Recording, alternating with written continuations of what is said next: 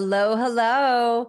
We have a topic today that has touched many of you because of your parents and potentially you if you don't have this information about dementia. It's not a topic we necessarily want to address. It's a topic that we kind of don't want to even think about. And yet so many of us are touched by it. And I'm so grateful to have this amazing guest who is an expert in this field.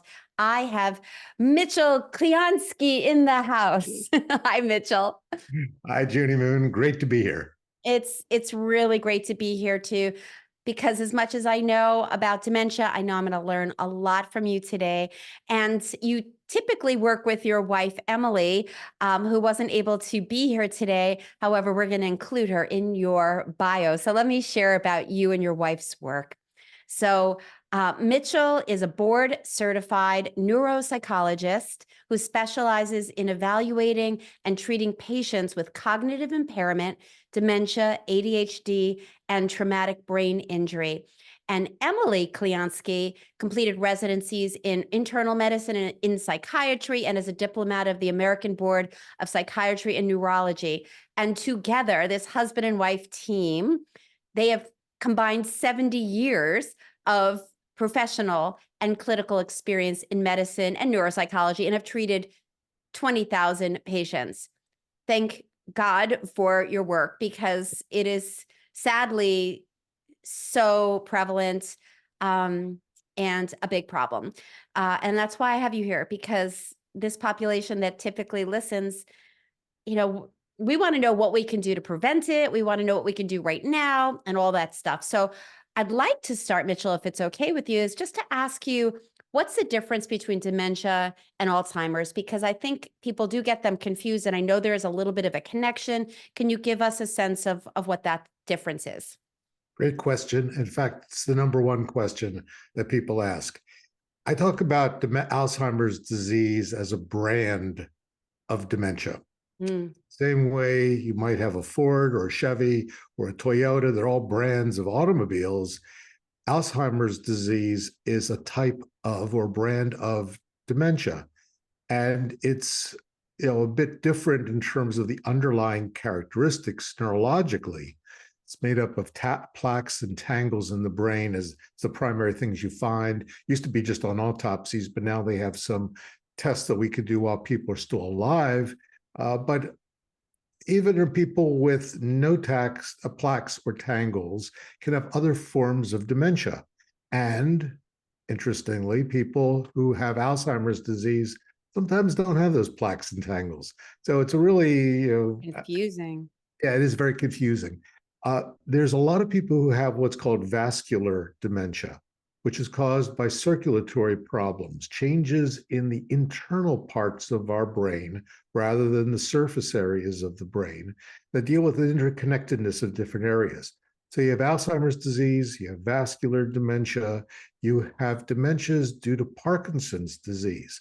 About a third of the people who have this movement disorder also suffer from cognitive decline. You've got a number of different dementias that are due to changes in the frontal parts of our brain. Most people are now familiar with Bruce Willis and the dementia that he has, which is usually a younger onset kind of dementia, can affect both language and behavior more so than memory itself. There's also dementias due to chronic traumatic encephalopathies. These are repeated blows to the brain, typically caused by sports or other kinds of involvements. Sometimes it can be caused by trauma for combat, different kinds of injuries that way. And you have dementias due to alcohol abuse, which are more common than we'd like to admit to. Yeah. There's a variety of other kinds as well, mostly of lesser proportions, but not importance. Wow. I had no idea. I had no idea there were all these flavors of dementia. I'll say we, but I always put it in one category. And so I'm assuming that if you have all these different versions of dementia, that there are different ways to treat these different dementias. Would you say that's true? That would be wonderful. Unfortunately, the science is still that there aren't different ways. It's like cancer Wow. years ago.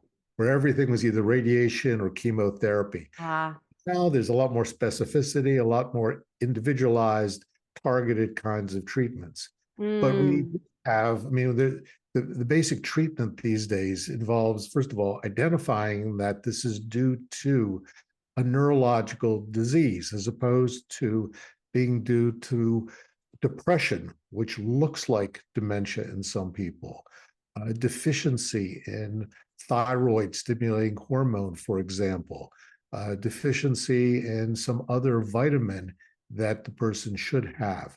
So, figuring out what it's not is the first step. wow. I mean, I think Then, about, I'm sorry, go ahead. no, that's once you find out what it isn't about, then you have to identify how much this person's thinking has changed from what it should be. That's where people like me, who are neuropsychologists, come in, where we're looking at objective tests to try to find out who has dementia, who has a milder form, a prelude called mild cognitive impairment, which can oftentimes lead to dementia, and who really has normal forgetting. That's really the issue for many of the people who come to see me is they wonder, is this normal? Do Yeah. I have a true difference, a true decline? And if so, what do I do to make it normal again? Yep. Yep. I'm just capturing something I want to ask you about with that. Speaking of memory, let me write that baby down. Um, Everybody forgets, that's the true world here. Everybody forgets. We forget more when we're stressed. We forget more when we're distracted or nervous, but everybody forgets. We can't possibly remember everything. well, since we're talking about that, I'll go back to the other point I was going to ask you in a moment, which is, as we get older, it's a common thing where, the classic, you leave the room and you go, why am I in this room now? What was I supposed to do? I mean, I joke about sometimes I got to go back to the room that I just came from to find the memory. And then it's like, oh yeah, right.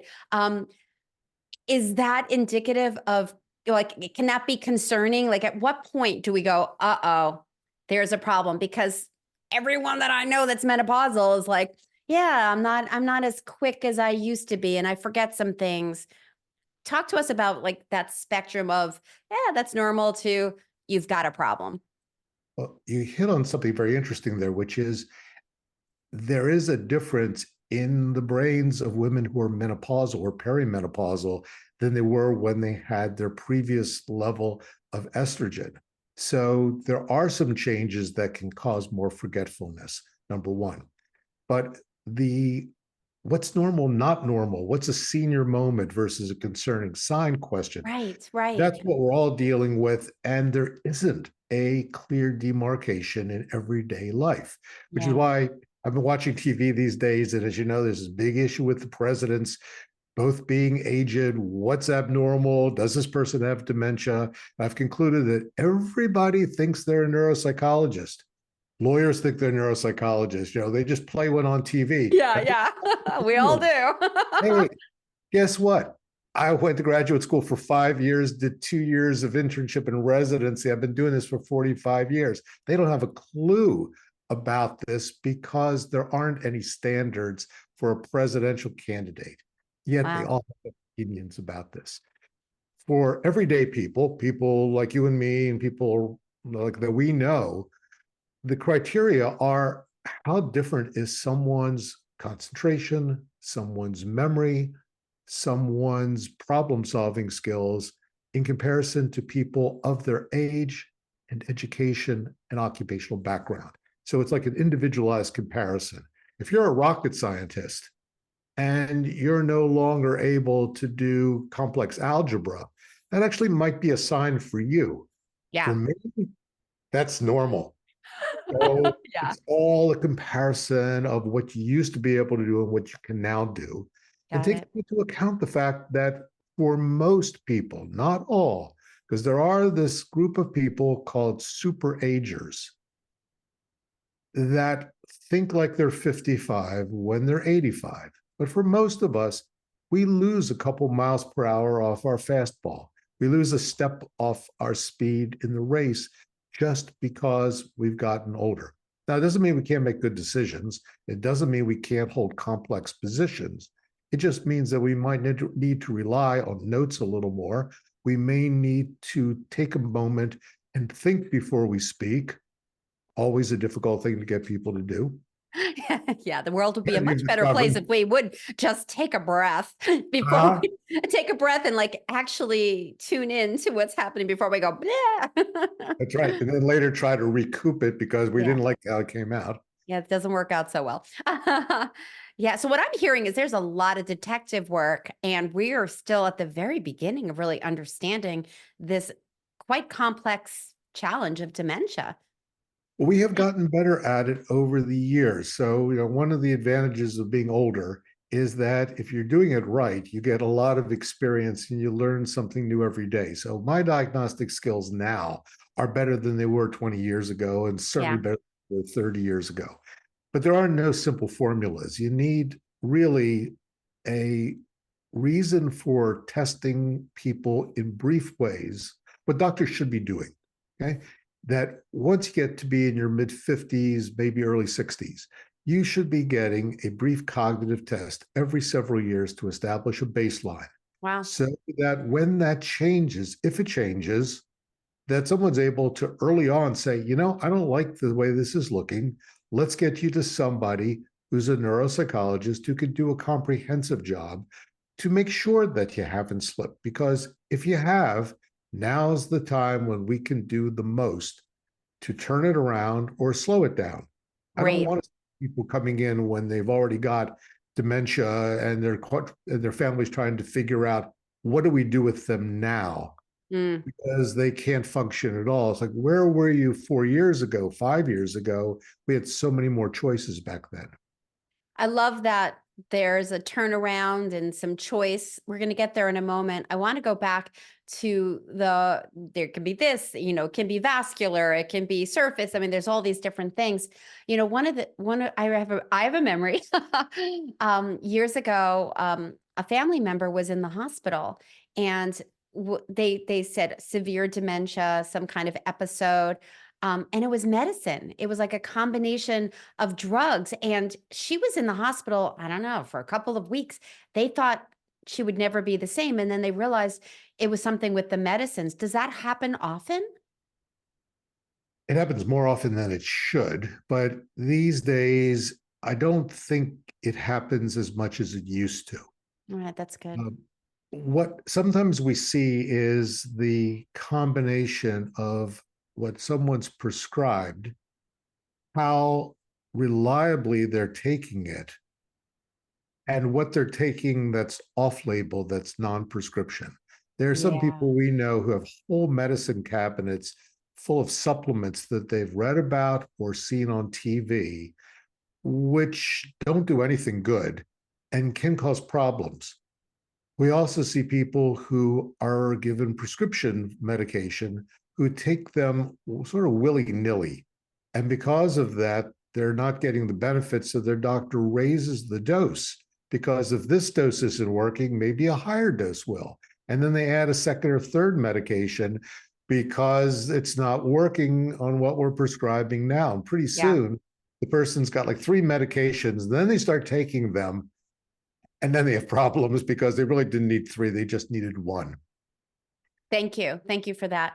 So going back to what I think is the most important part of our conversation is what can we potentially do to prevent it?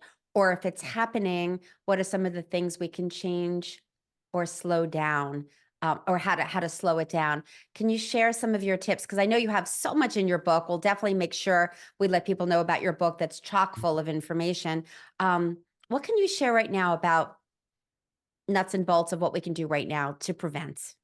Let me start with a really interesting statistic. 1 Yes. out of 2 cases of dementia are preventable. Whoa, let's just take a Right, let's breath stop into there. that. Again, 1 out of 2 cases are preventable. Is that's that right. what you just said? That's what I just said, and it isn't my data. It's much better data than I could ever collect. Let me tell you about that. The first comes from the Lancet Commission in Great Britain. Back in 2017, they assembled a blue ribbon panel of like 27, 28 eminent scientists. And they looked at all of the factors that had good science demonstrating the ability to slow down or prevent dementia. And they came up with about 12 factors. They then statistically applied those factors to large populations that they knew about in the UK biobank. Big, 500,000 people in the biobank or something. They calculated that 40% of those cases of dementia were preventable. That was 2017. 3 years later, they did an updated report in 2020. They added something which I'll talk about in a minute, which is the effects of hearing loss, as well as something else, and came up with a 42% decline. 2 years after that, 2022, in the United States, a different group using the data from a couple thousand people in the US Health and Retirement Survey used the Lancet Commission's data, calculated 60% of American cases of dementia could be prevented. So you got 40% on one end, 60% of the other. I split the difference. One out of two is this number, but it really is based on science. As all the information in our book, this is based on looking at the research, the well-established research, not a single one-off study here or there, but the repeatable, large-scale, oftentimes what we call double-blind, placebo-controlled research or epidemiological research, because that's what real science is about. The problem is that nobody but some doctors read the real science. We went about the job of surveying all of the literature from neurology, psychiatry, psychology, endocrinology, because you got the diabetics and other kinds of hormonal problems, cardiology, because a lot of it has to do with blood flow, sleep medicine and pulmonology, exercise physiology, you name it, we looked there. Wow. And then translated it, didn't dumb it down, but translated it into language that most people can really understand, because if you don't understand it, you can't use it. Yeah. Right? Yeah. But people don't understand that. They just take a study and they read the headline. And the Yeah. headline sounds good. And so they are now off to doing all kinds of weird things just because the headline said, a cup of strawberries a day prevents dementia. They say, okay, I love strawberries. I can do that. Yeah. Not there. And then we developed a model, which is really the first model that I know of that takes these factors and puts them together. And we build this model chapter by chapter in the book, because it's overwhelming when you look at the whole thing at once. Yeah. And then we give people a questionnaire that they could fill out, about 25 questions, that'll give them where they're on target, where their lifestyle or health is off target, or where they're near target, where they just need a nudge to be able to improve what they're doing, as a way of their launching their own dementia prevention program. Because that's really what it's about. How do we convince people that they can do something about this, and then give them the tools, change their Before. behavior? Yeah, before. So what are some of the things that somebody can do, easy go-tos or some changes in their habits that can help them avoid that path? Some of the big ones that we know about are you shouldn't be smoking cigarettes. I mean, just flat out, you shouldn't be smoking cigarettes. We know about the cancer risk. The risk on the cardiovascular system is actually as great or greater, and that'll impact your risk of stroke, heart attack, and lack of oxygen getting to your brain. Yeah. If I ruled the world, everybody at age 50 would get an overnight sleep study, one night in their own bed, because the most recent research tells us, here's another interesting statistic. They did this study of 6,000 randomly drawn people from the general population. There were people who join these different studies, like the Framingham Heart Study, where they go in, they get studied, they get all kinds of blood tests and other tests, and then they're followed every 3 to 5 years. So that there are about 7 different places like that in the United States. They decided that they're going to give every one of the 6,000 people an overnight sleep test in their own bed. One night, painless test. If you're age 58 or older, and that's where they started this study, you got a 50% chance of having sleep apnea. In other 50%. words, Wow. at least 5 times per hour while you're asleep, you either stop breathing or your oxygen level drops by 4%. The lack of air getting down your lungs translates into not enough oxygen getting up to your brain, Yep. and therefore you don't make energy molecule ATP. Your brain does not do its normal job of flushing out the daily toxins that accumulate through thinking during the day. And those build up in your brain. You're tired, you wake up multiple times, go to the bathroom in the middle of the night, you snore perhaps, you may fall asleep while you're watching TV or reading, and you don't think really well, and you've elevated your chances of having a stroke, having a heart attack, if you're a guy, having erectile dysfunction, and dementia. So And does the CPAP machine help with that? I mean, that's the go-to. I'm just curious, that does it is the actually make a go-to. difference? Continuous positive airway pressure keeps your airway open, Hmm. and we see amazing, amazing improvements in people's functioning and their cognition simply as a result of fixing that one Wow. undiagnosed problem. Getting Wow. to do it is the problem. That's the dilemma. Because of all the Yeah. people who are diagnosed, only 40% actually follow through. So that's key, Yeah. helping them to understand why this isn't just something your doctor wants you to do, or somebody said, I think it's just that some company wants to make more money. And I said, no, no, no. This is really important stuff. This is going Yeah. to save everybody, including you, a lot of problems down the road if you can get behind this. Because Yeah, sleep is huge. People have no idea how important sleep is, not just to have energy and feel good the next day. Are you familiar with the Aura ring by any chance? I've heard of it. Yeah, because I mean, since menopause, my sleep has been a little funky, and I know how important sleep is. So the Aura ring tracks the sleep, but it also tracks the oxygen levels and interruptions and things like that. I mean, it's amazing how much it does say. I don't know all the science behind it, but according to my ring, I do pretty well. But I also notice certain things that disrupt my sleep, like alcohol, eating late at night, stress, Mhm. or going to bed late, and all those things affect my sleep. Do those things affect dementia as well? To some extent, they do. Yeah. You want the most recent data suggests you want to have at least 6 hours of sleep per night, but not more than about 9. You can actually have too much sleep, and it may reflect that there's another problem. That's why you're sleeping so long. It may be boredom, it may be depression. It may also be that there's something physiologically wrong that you're trying to compensate for. So if Yeah. you're sleeping too much, if you're a teenager, it's fine to sleep 10 to 12 hours. That's pretty normal.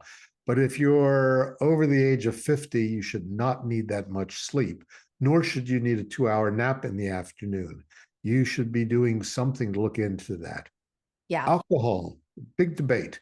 If you're going to go strictly by the science and look at the MRI scans, you know that any amount of alcohol is not really good for our brains. But we live in a real world here.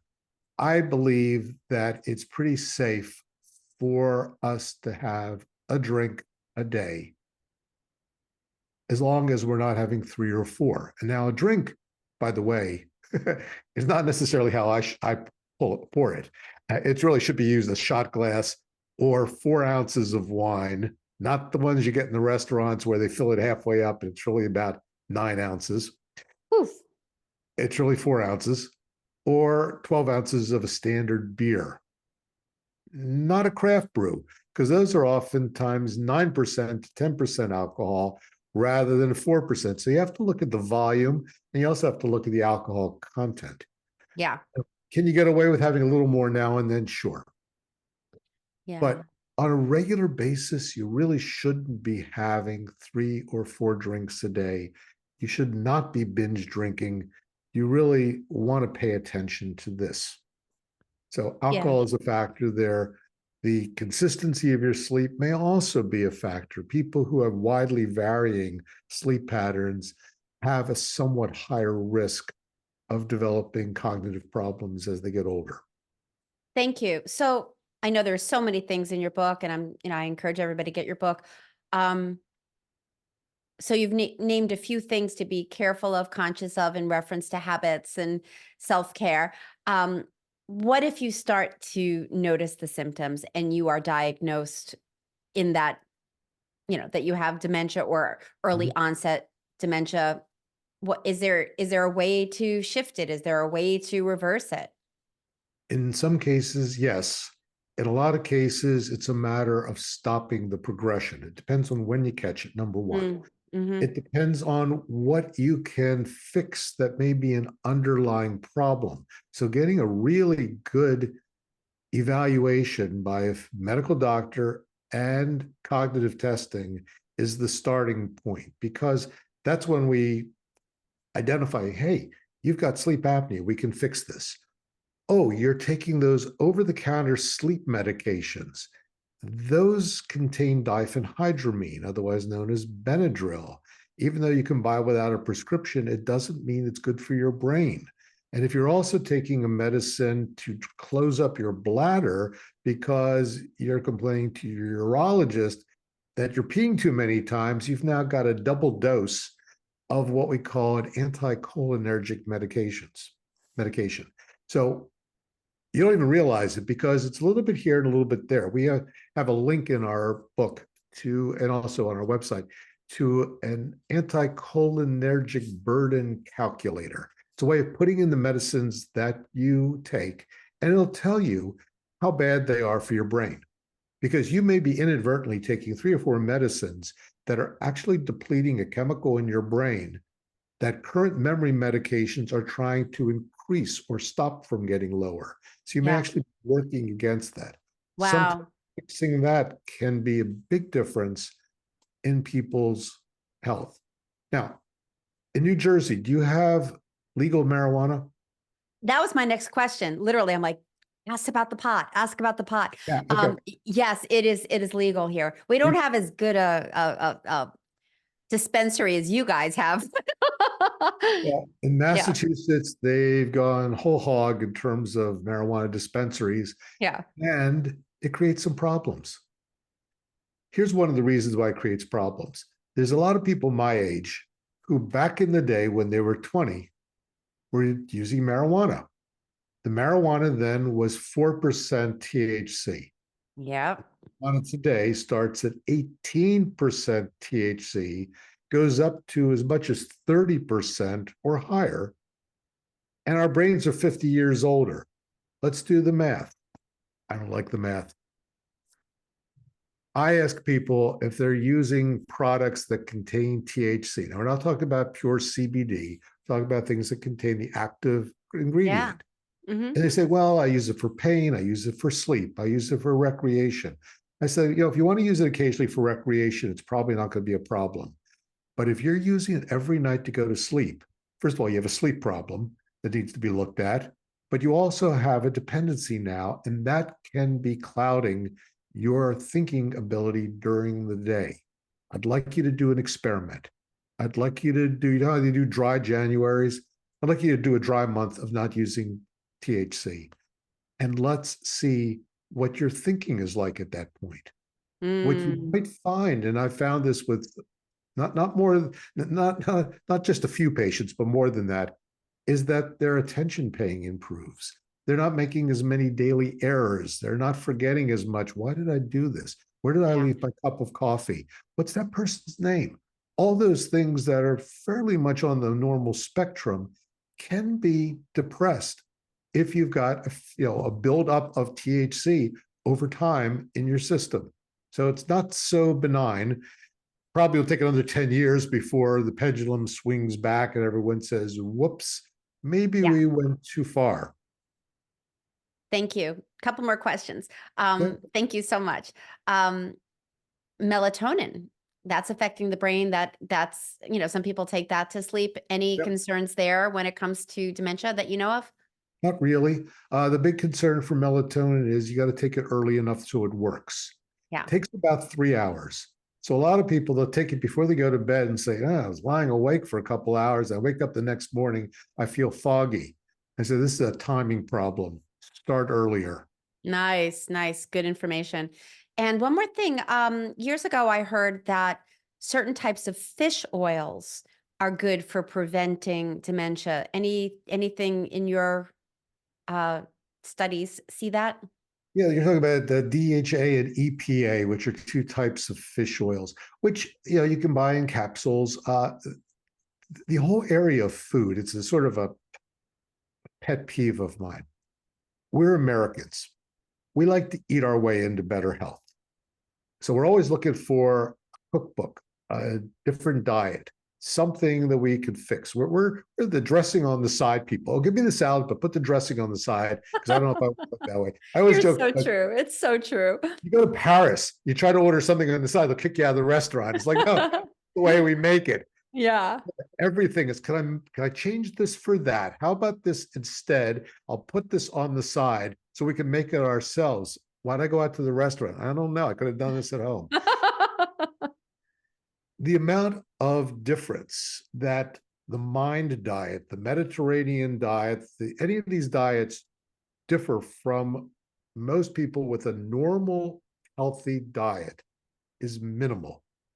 Is the mind diet better than a horrible diet? Absolutely. The Do what not. diet? I'm missing what you're saying. The mind? The mind diet is a famous diet. It's a combination of the Mediterranean diet and a diet. I can't remember exactly, but these are diets that have a lot of green leafy vegetables, a lot of legumes, Thank you. fish, chicken, not too much red meat, and olive oil as opposed to saturated fats. So they're very healthy. For most people in our country who have a decent diet, you cannot eat your way into dementia prevention. This extra cup of strawberries is not going to make a difference. The 12 natural blueberries picked in Maine under a moon are not going to make a difference. Not even with the moon, Mitchell. Moon. What was the other thing I just read? It was a crazy study, but it was another. Oh, it was broccoli. Just yesterday or so. If you eat broccoli, you're going to be. Google's full of these things. And they lead people. The reason I have a problem with them is, number one, the effect of eating these things is really minimal. But more importantly, it gives people the illusion that, oh, I don't really have to exercise. I don't really have to pay attention to my diabetes. I don't have to pay attention to this or that. I don't have to get my hearing checked. I don't have to do that because I'm eating well. Yeah. It's not enough. Yeah. If it were enough, we would have figured this out years ago. We've understood diet's effect. We're now putting on more and more articles, usually in dietary journals, trying to say, well, this diet's a little better than that diet. You don't want to be too fat. You don't want to be too skinny. You want to eat healthy foods. Maybe take a multivitamin, although even there, most of Americans' diet has enough in it to compensate for not taking a multivitamin. There's a study recently done where they had people on a multivitamin versus people who didn't, but they really didn't control for some of the other factors of diet. Nonetheless, don't put your energy into what you're eating. Work on the other things. Thank you. Thank you. I know you have a checklist that's really informative. Can you share about the checklist? Yeah, so we decided that we wanted people to have the ability to check themselves out, not just to go from what we wrote about in the book, but actually to have guidelines where here's your body mass index, or here's the blood pressure that you have, or here's your homocysteine level. Whoops, you don't know what that is. Got to ask your doctor about that. There's a variety of things that you go through, and the answers that you give will determine whether you are on target, which is great, whether you're near target, so you just need to make some adjustment, or whether you're off target and you should now be paying attention to those things. So it's sort of a do-it-yourself kit for an individualized change program, because the last part of the book is all about how we get ourselves to change, which is one of the toughest things in life, but so important, because over the course of our lifespan, you're talking about midlife. Midlife sets the stage for what happens in later life. It is a critical time period. And if we can get people to start looking at what they're doing now, the habits they've developed, the way they're approaching things, we can have a whole different lifestyle 20, 30 years from now, and a whole different risk of dementia then. Yeah. Well, that's great. And where do they find this checklist? Thanks for prompting me. I've forgotten that. That's why I'm here, hon. We all need a little help from our friends. So it's on our website. The name of the website is BrainDoc, BrainDoc, braindoc.com. You'll see a link to the book. You'll see information about us. You'll see about 40 other podcasts, none as good as this. Of course. Of course. And a link to the checklist. So Beautiful. You can take it online, or you can get a PDF of it, download it, fill it out. And then as you're working on things, check later on to see how you're doing. Wow, that's so invaluable. Thank you so much. Thank you for your time. I'm thrilled that we were able to have this conversation because, like I said, it's touched so many people, so many of my friends' parents, and my mother's two first cousins. And I mean, it's just, it's really everywhere. And there are things that we can do that we can be mindful of, and really appreciate your golden nuggets. Thank you for your time. My pleasure. It's real nice being here. Mm. All right, that's it for this week. I'll see you next week. Mwah. One more thing before you go. Have you taken my Discover Your Love Avatar quiz?